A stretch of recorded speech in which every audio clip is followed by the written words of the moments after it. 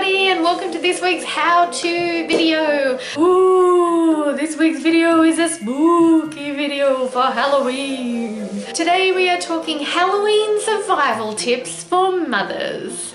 Now, I live in Australia and we don't traditionally celebrate Halloween here, but I love it. I've got two kids under 6 years old and they love spookiness and dressing up and all of that sort of stuff. And I really love it too. I love the magic of it and the decorations and the songs and spooky movies and all those sorts of things. And yeah, so I enjoy this sort of stuff, but I know not all parents do, so I thought, yeah, this week I'm going to share with you some tips on how to make Halloween a bit easier. My hat is getting in my eyes a little bit.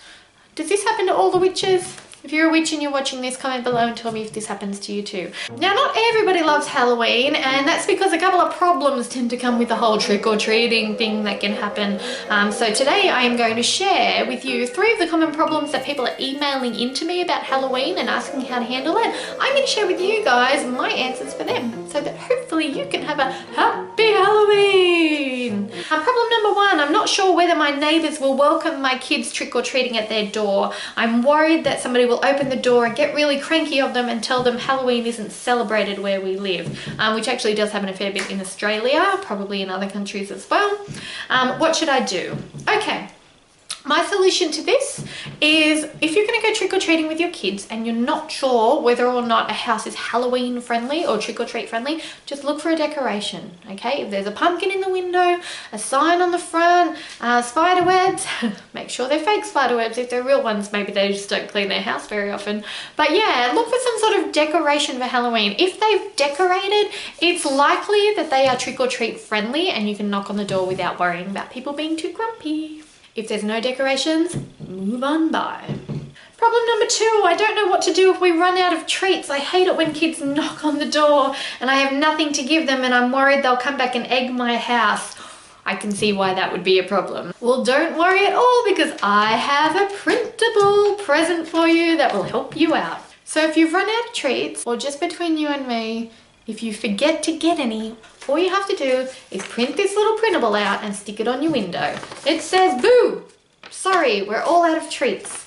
We've used this for the last 2 years at our house and it has worked wonders. As soon as we ran out of treats, we put this sign on the window and no more knocking from that point on, which was especially good when we needed to get the toddler to go to bed. To grab your free copy of this print, just click the link below and you will be able to get one for you and keep it forever and use it every year. If it does help you out, make sure you send me a message and let me know, because I love to hear about that stuff from you guys. Okay, problem number 3. Oh, we have very cheeky kids in our area who don't even bother to dress up. They just knock on the door holding a random plastic bag and expect lollies and treats. What do we do?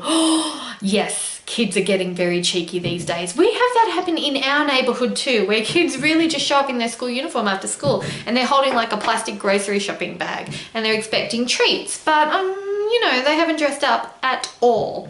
And no, I don't fall for the I'm dressed up as a school kid from my favorite book anymore. So, do you know what we give cheeky kids like that in our neighborhood?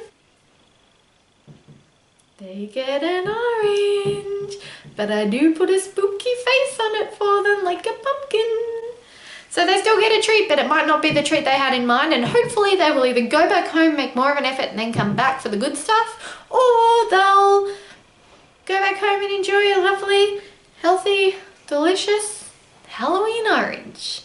If you're not trick-or-treating, I have a few ideas for you as well. Now, my kids are too young for trick-or-treating and there's not a lot going on in our neighborhood that way anyway. So the girls are having a couple of school friends over instead for a bit of a spooktacular afternoon. So for those of you who are not doing trick-or-treating this year, maybe your kids are too young, maybe your neighborhood is not trick-or-treat friendly, but you still want to get into a little bit of the Halloween spirit, then I am going to help you out with 1, 2, 3, 4, 5, 6 ideas to bring in the Halloween fun to your house. Idea number 1, turn off all your lights, get out your torches, do that spooky face thing with the torch lights, and tell spooky jokes to each other. Spooky idea number 2, you can do ghost bowling. All you need for that is 6 rolls of white toilet paper. Just put 3 circles on it so it looks like a ghost face. Stack them all up on top of each other and then see who can bowl them all down with a pumpkin or a fake pumpkin.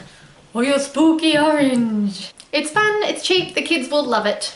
Idea number 3, play Halloween musical statues. So all you have to do here is go on Spotify and search kids Halloween songs, get yourself a playlist, and then have all the kids just kind of dance around. You know, like musical statues, you play the song and then you pause it and they have to freeze and whoever moves is out. Do that with Halloween songs, it's really, really fun. My favorite songs for Halloween would be the Monster Mash, Purple People Eater, Ghostbusters.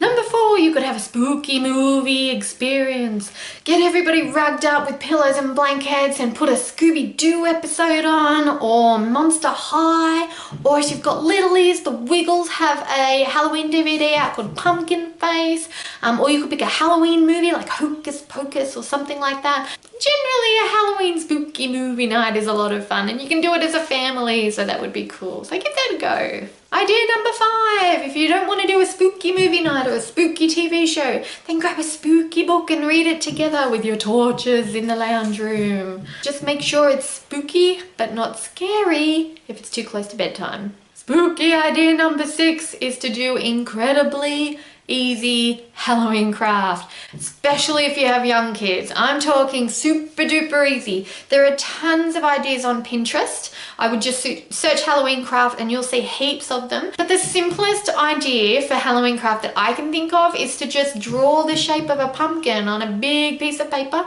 and ask the kids to draw their own Halloween spooky pumpkin carving style face on it and then color it in orange, and there you go. Stick them up on the wall and you've got a beautiful spooky craft that is incredibly easy. And those are all of my Halloween survival tips for mothers.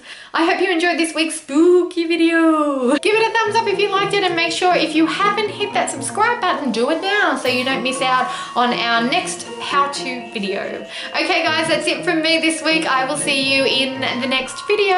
Bye.